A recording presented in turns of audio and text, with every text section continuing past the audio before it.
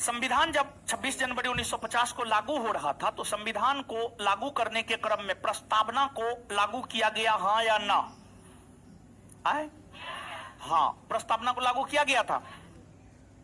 इसके बाद supreme court ने अपने किस जजमेंट में यह कहा कि प्रस्तावना संविधान का अंग नहीं है, इसलिए संसद इसमें संशोधन नहीं कर सकती? किस केस में?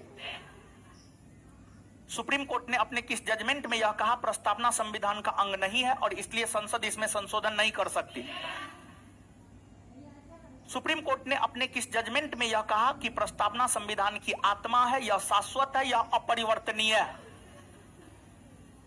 गोरखनाथ बनाम पंजाब राज्य बाद 1967।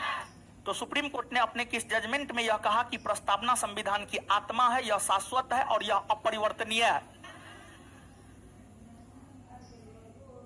अच्छा, अगर सीधे तौर पर कहे संविधान की आत्मा किसे कहते हैं तो क्या कहिए? प्रस्तावना। क्या कहिएगा? संविधान की आत्मा किसे कहते हैं? संविधान की आत्मा किसे कहते हैं?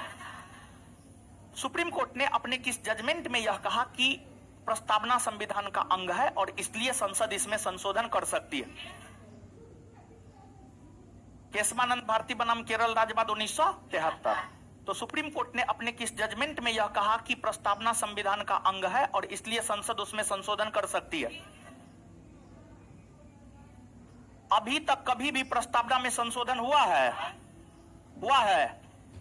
कितना बार? कितना बार? किस संविधान संशोधन के तहत? 42वां संविधान संशोधन 1976। तो प्रस्तावना में संशोधन कितनी बार हुआ है? कितनी बार हुआ है? किस संविधान संशोधन के तहत? कितने नए शब्द जोड़े गए? कितने नए शब्द जोड़े गए? कौन कौन? कौन कौन से 3 नए शब्द जोड़े? संविधान बनने के समय किसने संविधान सभा के समक्ष यह विचार रखा कि समाजवाद शब्द को प्रस्तावना में शामिल किया जाए? लेकिन उस समय नहीं ना शामिल किया गया, नहीं ना। इसके बाद जो है सब तो हो ही गया, या तो करवाइए दिया। अब इसके बाद देखिए प्रस्तावना